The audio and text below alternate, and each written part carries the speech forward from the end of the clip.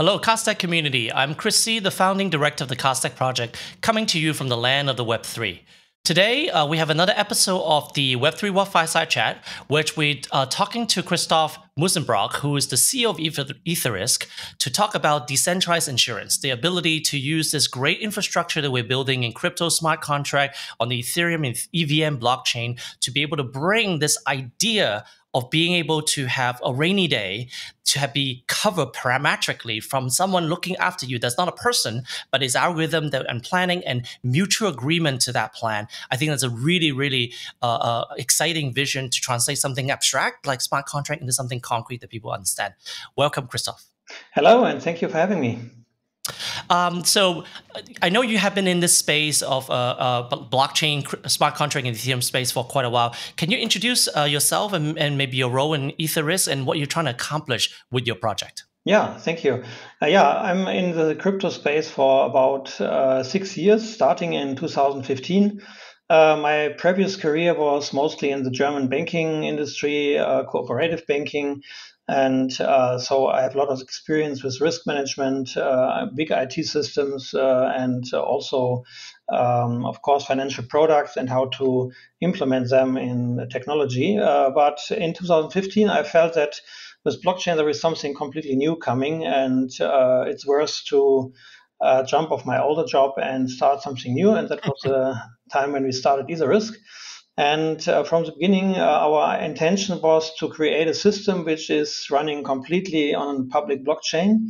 Mm-hmm. So not only optimizing specific parts of a traditional process or trying to force blockchain in some legacy IT environment, but we wanted to start fresh, create a completely new system and create some of what we call today is the money Legos of DeFi. Mm-hmm. Yeah? So I think the composability aspect was always at the beginning of our thinking.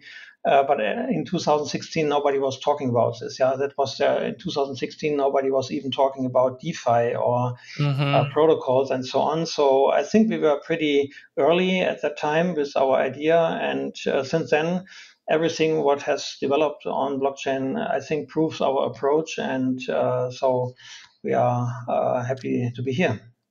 Yeah, it's really interesting when we dial back the clock. Sometimes you forget that like phrases like DeFi's and DAOs are really in the last 3 years. If you look at even Ethereum, when I first was introduced by Ethereum, when I met with Joe Lubin and Vitalik when they were doing the Ethereum token generation event, and they were stopping by New York, and at the time I was in a corporate job.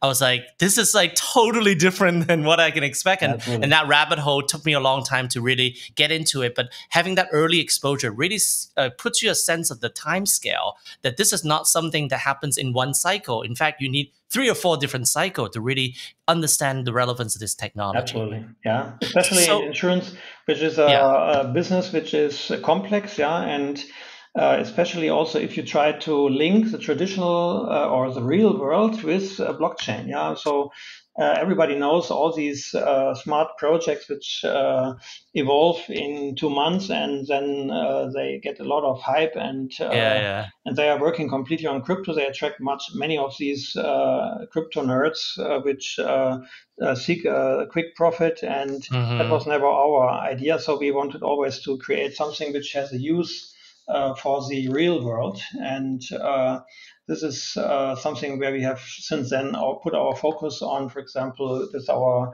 Parametric climate insurance projects, which are now deployed in Africa and Sri Lanka, Vietnam, and so on. So that was always a bit different focus from these pure crypto projects, which are abundant. Yeah, it seems like it's clones or everything. And then if you look at something that's a hard problem, you don't see much clones because it takes a lifetime of understanding to even know what end is up. So when you were working kind of in traditional risk management, were you seeing opportunities? Were you seeing like drawback? What made you feel like while there's a business there and is obviously still doing really well, that you feel like there was enough reason to kind of abandon that legacy structure, maybe not the ideas, but the structure. So what do you see as the perils of the traditional insurance sector? Yeah, I think the traditional insurance is prone with a lot of inefficiencies. So it's insurance has been done since few hundred years, starting with Lloyd's of London in the 17th century. But since then, the business has not much changed. And still many companies are struggling with paperwork and inefficient internal processes. And above all, insurance is always something like a silo. So it has little connections to the today to digitized world. And so many insurance companies do not have any APIs, and everything is closed. They have closed IT systems. And when I looked into Ethereum, it immediately was obvious for me that creating an open environment where people can directly connect financial products with each other. So the composability aspect, that smart contract can interact with each other smart contract in a single transaction. You don't need to even ask somebody. And this creates a huge opportunity because it completely removes friction. And in the beginning, we were also, one of the keywords was disintermediation. So for example, if you want to buy an insurance product, then you probably don't talk to an insurance company, but you talk to a broker, MGA. So there are many people involved in the whole value chain, and they all need to be paid. And this creates a lot of cost and inefficiency. So we wanted to remove all of this. And I think with our current product, for example, the crop insurance in Kenya, we have a fully automated product which is operated purely online without any paperwork. And the farmer just needs a phone, and then he can do the whole application just by typing in some codes. And so he gets his insurance policy in minutes, and also the payouts immediately after the loss has occurred. So this is also something what we think will be a complete game changer. That insurance is nothing where you need to apply for a claim. So you're filling a lot of paperwork, and you prove that you have a loss. And but we think insurance should be something where you have a loss, and then immediately some algorithm or some trigger will generate the payout. And so you don't have to file anything because you have a problem. You have a loss, and then you don't want to fill out a form. You have to do the most difficult paperwork while you are in emotional and physical state that probably is not the ideal thing. So when you're talking about the insurance in the kind of the innovation, we saw, for example, a lot of digital front end. So very pretty front end in terms of paperwork process, companies, startups, insurance tech, some company doing essentially beautiful mobile apps and website. That's one aspect of making that more. But I think when you're mentioning decentralized insurance, you're really talking about not just the digitization of the interaction, right? Which is important, and you get that. So about decentralization insurance, obviously there are certain insurance companies that are mutuals, they're owned by the policyholder, some that are more corporate. Is that what the decentralization, how will you define, what does it mean to be decentralized in the insurance space? Decentralization has, of course, many aspects, but one core aspect is that the process is not dependent on any central party. So it cannot be controlled, and it's not dependent on a central party.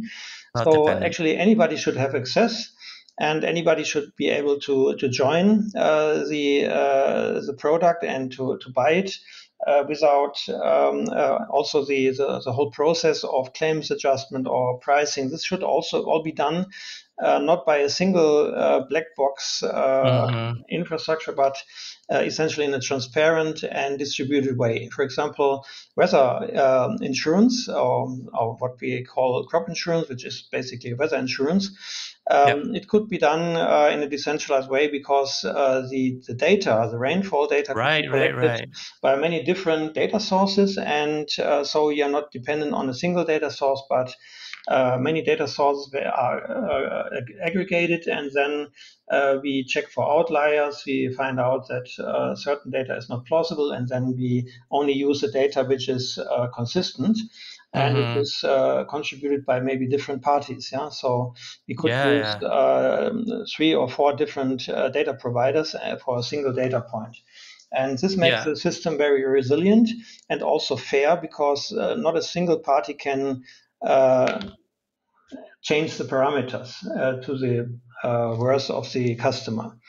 And so I think this transparency is only possible if the whole process is done in a way that many parties can contribute. And for example, in our case, also the other parts of the process can be decentralized. Not only the claims process, but also distribution. Yeah, so anybody can distribute such a product, can sell it and can earn money with it, or can provide actuarial services or other services what you need to process a policy. So actually, we open up the value chain and create actually a marketplace like Fiverr. Yeah. So on Fiverr, you can just offer your service and then somebody can pick you. And of course, there is a ranking. Yeah. The best people with the best reputation will be chosen first. And but it's an open marketplace. Yeah. And so anybody can participate.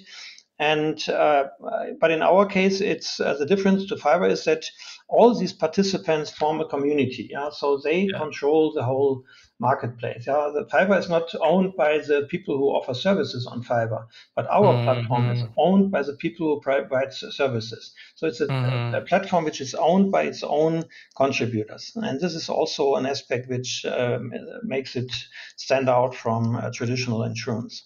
Yeah, that makes a lot of sense. It's not that there is no human involved. It's just there's no human working for a centralized corporation involved. Exactly. That the network and ecosystem is really about people saying, I'm an actuary, I have that background degree. It's not easy to get a degree to be an actuary. And people take pride in their judgment and their knowledge about how to do something like that. And data providers trying to look at climate data scientists correlating them. Now, obviously, if their data source is corruptible, then you can create certain things. But if they know that they're just providing one of three climate or weather data source, then they're just trying to do the job and making sure that they're on the right side of the behavior. It's really interesting to see this as a kind of, when we talk about the Oracle problem, which is that how do you bring real world data into blockchain? That we are still at this stage in 2022 talking about very trivial Oracle, like a price, agreeing on what the price of a particular coin is. What you're talking about is really sophisticated, right? These are real world data sets, like climate data, GIS data. There are people who have degrees and certification to how to do that. How do you think that type of data can correlate to the automation of parameter in a way that it allows these products to be developed in a quick way? Is there a way to bring complex data in? It is a problem which is currently still unsolved in a practical way. There are some conceptual ideas because you mentioned this example of a price feed. Yeah, so it's very simple. Chainlink does it, and we are partnering with Chainlink, and Chainlink is great in building oracles. But it's very simple. Yeah, it's a single data point. Yeah, it's a single number. But for climate insurance, you need typically lots of data. You need big data. Yeah, so megabytes and gigabytes of data. Easily. And but on chain, store a gigabyte data on Ethereum blockchain. Yeah, you need to be a millionaire. Yeah. So it's not possible. So what we need is off-chain computing on trusted off-chain computing on big data. And this is a problem which is currently not tackled, probably because there are only a few use cases. However, there are already conceptual solutions like TrueBit. TrueBit is a project which was started by the inventor of Solidity, Christian Reitwiesner. So together with a colleague, Jason Teusch, they started TrueBit, and TrueBit is actually a trustless computation on big data off-chain. Yeah, so you can really process gigabytes of data, and still you can check on-chain that the computation is correct. Yeah, so you make, for example, an aggregation over a whole area over several months of rainfall data. Yeah, so this includes thousands of individual data points, and this computation can be checked on chain via a smart contract, and so the customer and all participants can be sure that this big computation, which happens on a traditional computer outside the blockchain, that still this computation is correct and nobody has altered the algorithm. And that is something what, of course, extends also the way what we can do, because we are no longer limited by the computing resources which we have on Ethereum, for example. which is Yeah, only absolutely. very tiny, and Ethereum was never built to do big data computations. Yeah. Yeah, I think the transactional processing focus of Ethereum and then the analytic processing that comes from big data, data science, AI, ML, kind of stuff like that. I think most people coming to learn Solidity, and it's kind of interesting, the person who invents Solidity also see that there's another side. Transactional processing and analytic processing in most big companies are two different functions with two different systems, very, very different management chain. And I think we are only discovering that the analytic processing it's not existent. And people, I've talked to developers like, couldn't we use graph to query that? It's like, the graph, which is great for supporting a dApp, is still a transactional processing concept, not an analytic processing. So I think, I have a background in analytics for financial and education. So to me, like big data analytics, like, back in the days of Hadoop, and now is, moving to Python and looking at GPU acceleration and stuff like that. For me, I feel like, if we move out of proof of work analytics, using those Ethereum mining machine for real analytics is like a powerful repurposing. Right? We're always talking about repurposing, especially in climate tech, right? How do you take something that exists and use it for a better world? In my dream, when I dream about this, I was like, what would be if all those GPUs that was purchased for proof of work were dedicated to decentralized analytics? How awesome would that be? And we're doing some R&D project on our side, leveraging leveraging Python as a way to orchestrate the stuff that comes from Rapids AI, which is a type of like machine learning library from NVIDIA that's now kind of moving into the open source world. So these are the things we're doing. Our things is a little bit different than what you're working on. We think that the best type of distribution of either rewards or payment should consider more data than how many coins you have in the wallet or smart contract. So if we can look at all the social signals in the more social sphere, and then using that to drive an algorithm that have on-chain consequences, whether that consequence is a claims payout or a status that you can get or a civil resistance badge that you get.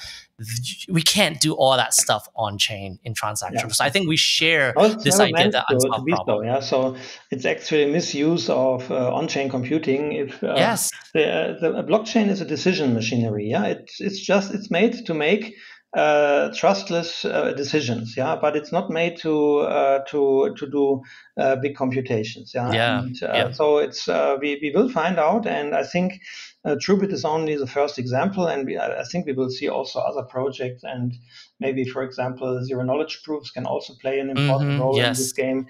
So we can we have an off-chain computation, it is signed, and so on-chain we can check if this computation is valid, and so there are many ways. And I think this is still in the early days. This whole field of off-chain computation. Absolutely. And I think the idea that zero knowledge proof is statistical, is that you don't need that exact hash of that exact string. It's an area of bridging like confidence in a statistic sense, which is obviously deeply ingrained into the operation insurance from traditional. I think that still needs to be kind of breakthrough from a computer science point of view. But once it does, we do open up that tool set because it's open source, most of the tools we need.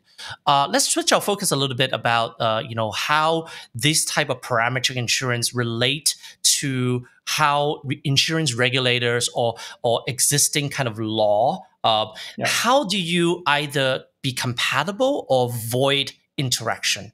Or is that important in that interface to the certain things? The good news is when we started in 2015, everybody which we were talking to in Europe was saying parametric insurance is not even insurance, because you don't have a loss assessment. The traditional insurance in Europe is always focused around individual loss assessment. So there are experts, and you have to file all your documents, and then everything is checked, and then you get a sign off and a payout.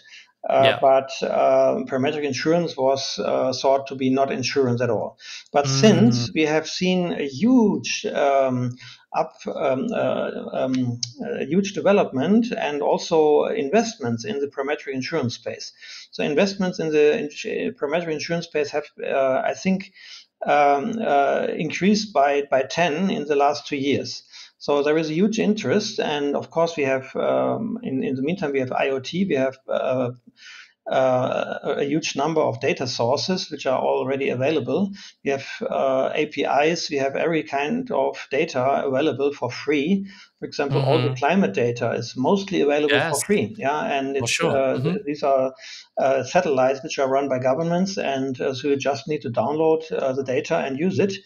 So parametric insurance is probably, I think, the share of parametric insurance will become something in the at least 2-digit area in the whole insurance business. So currently it's probably in 1.5%. So really low still, because insurance industry moves slowly. But I believe that the share of parametric insurance will at least be in the 2-digit space, so between 10, 20, 30% in the future. Yeah, because you can not automate the traditional insurance process. Yeah, you have always human agents. What you need. Only parametric insurance can be automated, and in the world where machines are speaking with machines, and we have machine-to-machine transactions and even payments. Yeah, so your Tesla pays the bill for the repair shop. Yeah, and not you yourself who is paying, and he drives. If there is some damage, then the Tesla drives to the repair shop autonomously, gets it repaired and pays for it. Yeah, and it's all included in your car. And so there are machines talking to machines, and also we see that also insurance will be machine to machine in the future, and this is only possible with parametric insurance.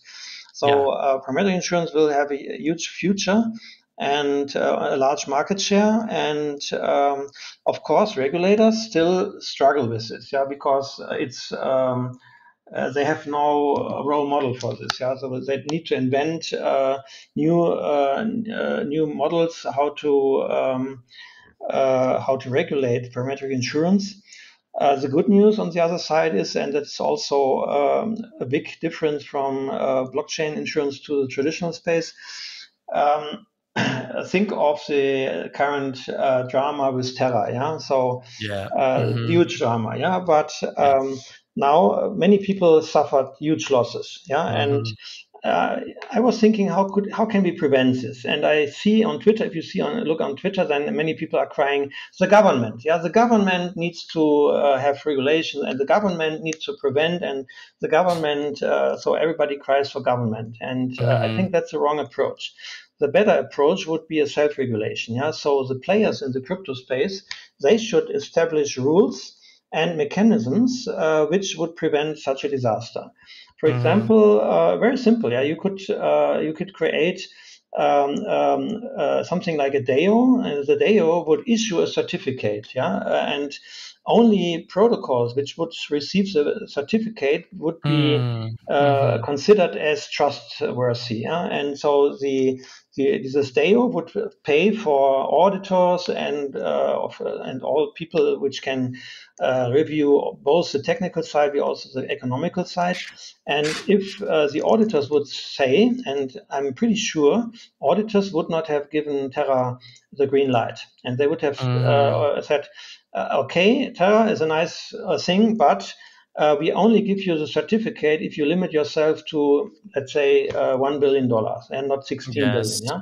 So they would, in a self-regulating way, they would limit the damage. And this is something what we are planning for our platform. So on our platform, of course, the reliability of insurance products is of utmost importance. If people lose trust in the products, then they won't buy the products. So we need to take care that all the products are really sound, that they are trustful. And so we will create such a self-regulating entity where every product which is running on our platform is audited and receives a certificate. And people who buy this product can look at the certificate, which is on-chain, of course. Yeah, so something like a button or badge, but it's a digital certificate, and people can check if their product is really safe. And so that is the approach what we need, not outward regulation by governments. Yeah, then of course you can ask which government. Yeah, the US government, Singapore, the Japanese, who should regulate Terra. Yeah. It can only be the crypto community, and so this is what we envision. It's really nice to have this idea that the gradation of certification limits the risk by saying that if your certification is only level 1, level 2, level 3, exactly. the not only is there a signal for the users to know kind of how mature the protocol is, but it's also ensure that immature protocol does not take in that supply expansion that UST has gone. I mean, that is a number that could be restricted to a certain number until it achieve it. I like this idea that, taking an analogy from Tesla, right? Self-driving car has certain type of scientist, engineer defined kind of like levels. And then based on those levels, you can kind of align people's expectation across country and manufacturer.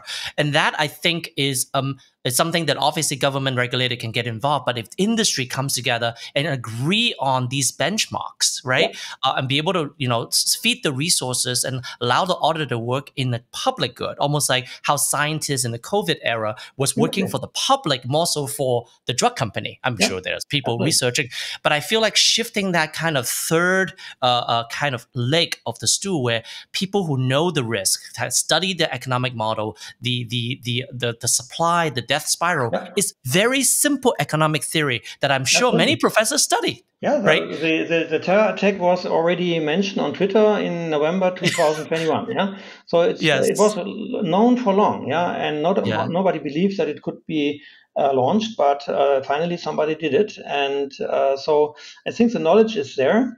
What we need are just simple mechanisms. And I think in the open source community, we have it already. So if you download an open source package, then you have a signature. You can check that there is no virus in it, by just checking the signature. And it's like this. It's very simple. You don't need and you don't need to cry for governments. I think it's crazy if blockchain people are now crying for government, and actually blockchain was created to get at least in some way get rid of governments. And all these restrictions. And so actually we should invent new ways which are also decentralized. It makes a lot of sense. So you mentioned that the market share of parametric insurance will grow, and obviously, anytime we're dealing with this early adoption phase, there's usually some use cases that can become the beachhead that leads to that single-digit percentage, to the 10, to the 15.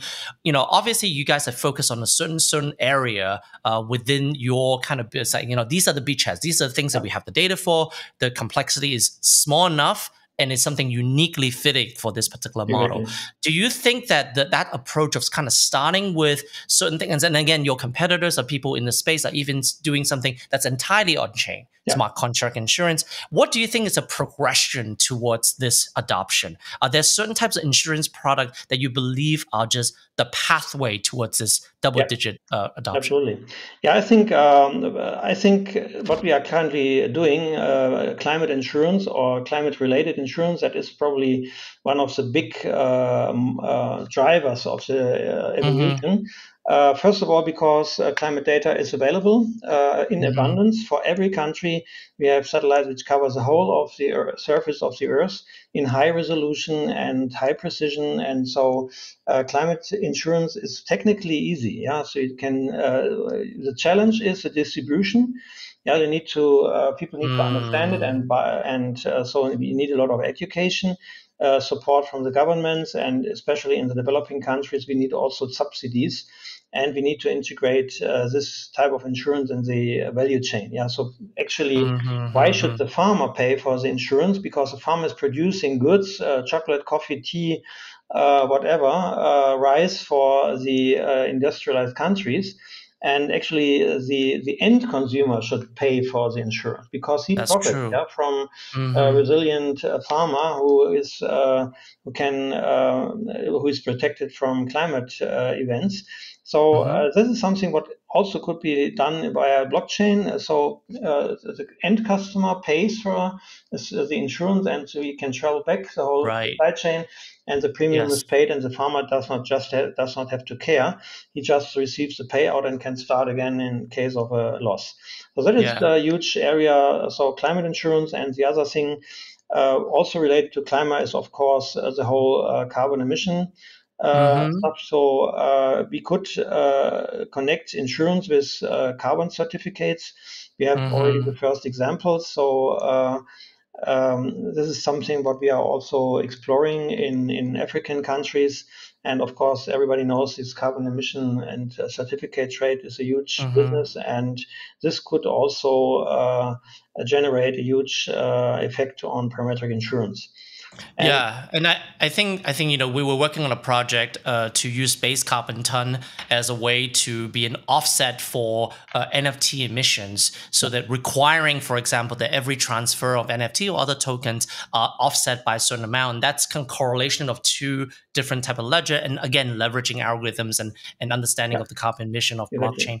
But that composability is really interesting, right? Because you can generate tremendous demand for on-chain representation of these contracts, Yeah, the non-fungible nature of a project to yeah, reduce or sequester carbon, and then the fungible aspects of being able to say that that's just a BCT, which is one type of token, not BTC, BTC-based carbon ton. To be able to correlate those things is very powerful, because you can then, through the insurance kind of the money movement of insurance, yeah, create an injection of a tremendous amount of new resources and new incentive for yeah, doing those projects. And I think that's the thing that people don't see about crypto. It's not just a side bet on the world, that if we are successful in the coordination, it becomes a driver or new incentive that changes what's on the ground. yeah, And that's so absolutely. exciting about it. Yeah, absolutely. Yeah, and I think another big driver would also be, it's still in the early days, but I think we have also emerging products which are parametric insurance for on-chain risks like slashing. Mm-hmm. So slashing is a big business in the future. Yes. I believe that most relevant protocols will move to proof of stake. So slashing and the risks which are connected with staking will become relevant, and these some of these risks can be handled Mm-hmm. parametrically. So specifically, slashing is important. If you look at Ethereum with $32 billion locked in the staking contracts, it's Yeah. a huge ETH2, numbers. right? Yeah. And these are technical risks, yeah. So it's not some bad player or bad code, but it's Yeah. technical malfunction, and you can insure against this. And Mm-hmm. the nice thing is you can measure this on chain. Yeah. You immediately see if there is a slashing event, and then just pay out if there is a cover. And so it's very Mm-hmm. easy. We will also explore this, and we expect this, that on-chain or crypto-related parametric insurance will also be a big deal in the future. So Yeah, I think this idea that this is like a technical risk, that people are being yeah, good actors. yeah, It's not that insurance is always about natural disasters, but sometimes, running a cloud server, getting a staking yeah, node to not crash, there is a certain risk. We measure it by how many nines, right? Like in the IT, 99.999% is a lot yeah, more expensive than 98% or 99%, right? So there's a really, really good, interesting thing. I can't help to notice that you mentioned that crypto wallet insurance yeah, is something that is something you guys are designing and working on. We have a wallet that's based on the Rainbow wallet, but also implementing smart contract wallet feature from Gnosis. We are on Gnosis chain as our kind of a mainnet/testnet combo to try to figure out to bring this idea of a multi-sig to the day-to-day experience, which obviously reduce risk in certain way by making the key phrase, the seed phrase, the private recovery phrase less important and having more of them, for example. I know Arjun has done that on mainnet and on the CK Sync layer yeah. 2 network. We're doing the same thing, but with the primitive of the Gnosis Safe contract. And I know you guys have deployed things on Gnosis Safe, and we love working with that team. For someone who's working on a wallet and really worried about people getting fished out of the thing, how does that crypto wallet insurance work? And how do you see that we can protect user? Because that's, for individuals, a great source of vulnerability of the ability for them to be able Yeah. to continue their journey with Web3 and crypto. Yeah, I think there are some crypto wallet insurance really hard. Just to say, to be honest, yeah, it's not an easy product. We discussed this, for example, with Gnosis. Gnosis is the builders of the Gnosis Safe, so one of the most prominent multisigs. And Gnosis guys also wanted to have a wallet insurance Yeah. for the remaining risks. Of course, everybody knows they have super quality, and but Yes. still there could be an insurance. We actually did not find out how we solve the interesting risks. Yeah. So, for example, the risk of a key loss. Yeah. So, Yeah. if you lose your key, yeah, it's very difficult. Prove that you lost your key. Yeah, it's Yes. difficult because everybody will say, "Yes, I lost it." Yeah, and next Oh, week I don't have it. After it pays out, it magically reappears. one of the most interesting risks, yeah, losing your key is the most difficult, yeah, and other you Yeah. can of course ensure some technical risk, malfunction of smart contracts, and so on, like the parity hack, yeah, when all parity wallets were locked at once. Which is in backside, it was only a tiny event in comparison to what we have seen in the last 3 months. Yeah, Yeah? yeah, So actually, at yeah. that time, the parity hack was a huge event, and everybody was crying, "Oh, crypto is going down!" And now, $80 million. Oh, that's not much. That's Yeah. yeah.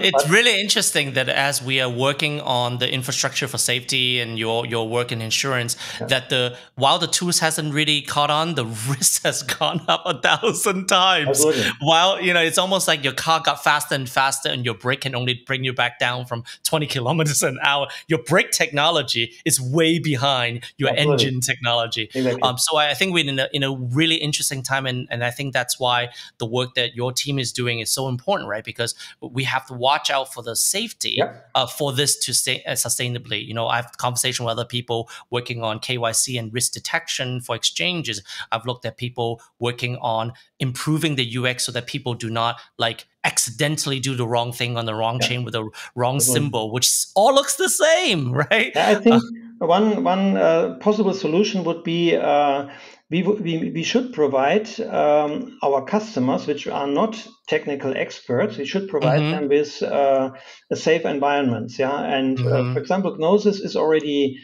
doing great in this area. They're providing this this Gnosis multisig, which has a Mm-hmm. super UI and it's very easy to use and still safe. And I think by some additions to the Gnosis multisig, we could create a real safe environment where Mm-hmm. people never touch their seed phrase or their Yes, private yes, key. yes. Just So, hide it. for It's example, 10 what clicks.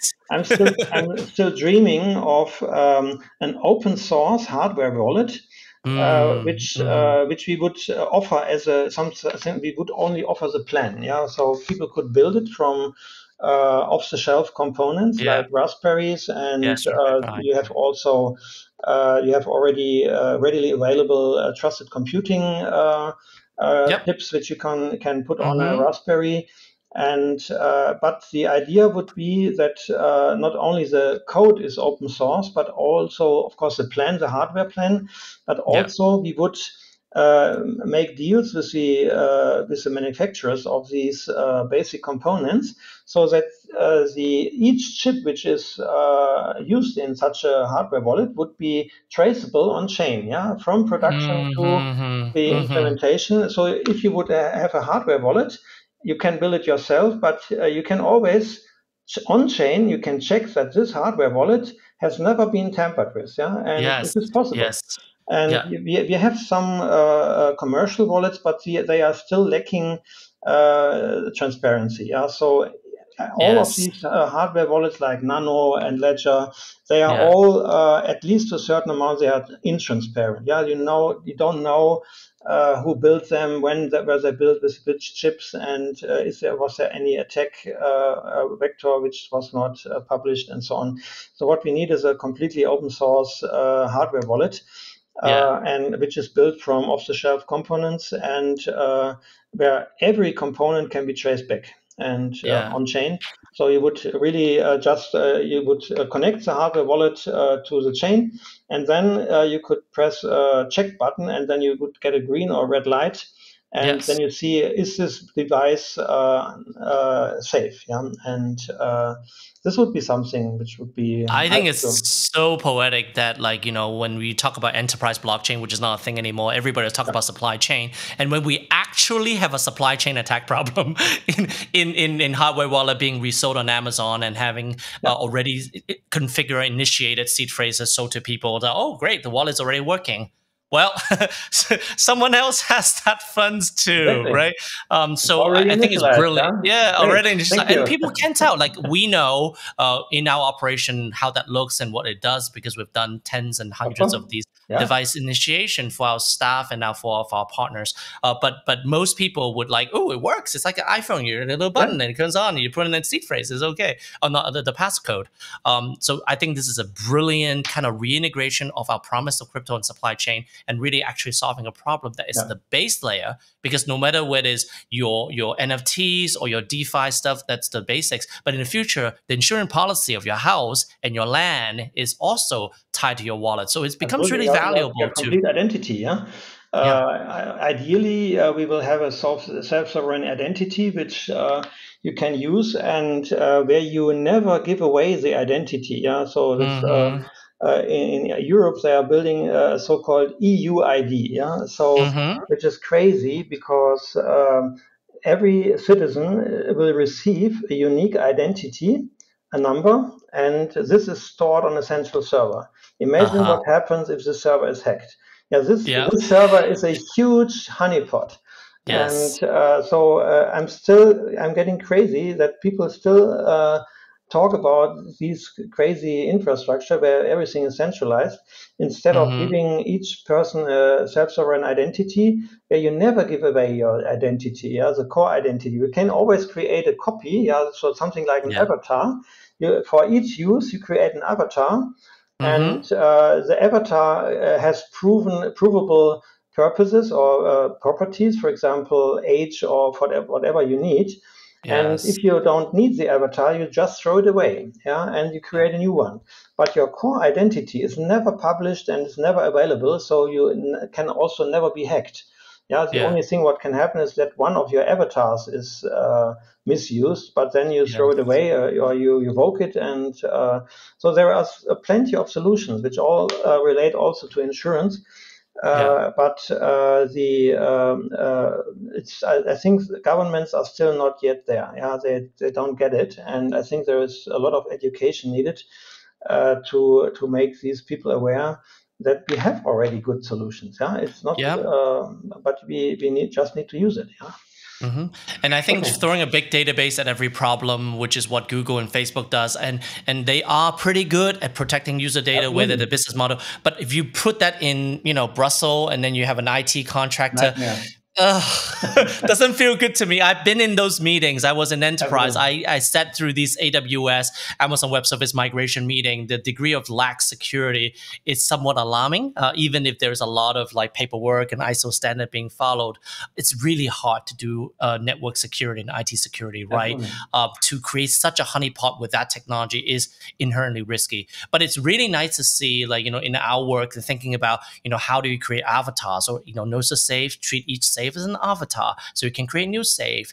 There are ways to proof identity using zero knowledge proof embedded in on-chain or off-chain record. You could do that. So the primitives we need to actually operate this exist. The imagination and the use cases has to go beyond just speculation for people to look at these tool sets, Yeah. not just another way to make numbers go up, but actually say as a primitive that can actually compete with the Web2 stack and really provide an alternative as we become more digital and the risk and the stakes are higher. We really want to build on these rails that I feel Absolutely. like while it's not ready in terms of consumer adoption, the primitives are actually quite solid. So Yeah. I think that's the message we need to probably repeat until someone buys Absolutely. into it. That's your good word. So Okay. is there anything that you want to kind of share with our community around like what excites you most about your future roadmap and Yeah, things I like that? think, of course, currently we are working most on the core utilities of our token. This is staking and governance. So we will Mm-hmm. create a governance environment, and also people can stake the DIP tokens to receive VDIP. This is a government token, and participate in voting, for example, Mm-hmm. in the self-regulation mechanisms what we have mentioned. And Mm-hmm. so these are the next big steps. We hope during the summer we will launch this. Yeah. And short term, we can invite everybody to our Discord. Etherisc has Mm-hmm. a new Discord. It's on the website. So just log into our website, etherisc.com, and jump on our Discord. And it's fresh. We started last week. It's a great experience, Nice. a lot of nice discussions going on, and we have a great community. So just look around and check out, and we are there to discuss with you. That's fantastic. Well, it's been great talking to you about the work that this longer journey to actually bring it to place. But I think in moments where people are looking at crypto as less shiny than before, but the veneer of crypto around NFT and DeFi is one thing, but the actual infrastructure, the nucleus of it is growing, and it is becoming more and more reliable. And I think as people get excited about use case, I think people don't really understand how big insurance is as a GDP, global GDP. It's gigantic. A double-digit percentage of the global insurance market will make Terra at its all-time high look small. Absolutely. So hopefully we will have addressed some of the risks before those charts go that way and really reflect the type of economic value that we're hoping to decentralize. And so glad to have this discussion with you. And thank you so much for taking the time. Yeah, you're welcome. And it was great to speak to you. And I hope we can continue some later point in time, and happy to connect. Absolutely. It's so great to talk to builders, and I know our community is a community who really interested in Web3, not just as a fad, but as really the migration from the centralized tech to the decentralized tech, with the web as the distribution model and smart contract and blockchain and decentralized ledger at the underlying foundation of transparent, reliable, trustless execution of our intent, our decisions, our lives, and the things that matter to us. So thank you very much, Christoph, for your time today. And until next time, take care. Thank you. Take care. See you. Bye-bye.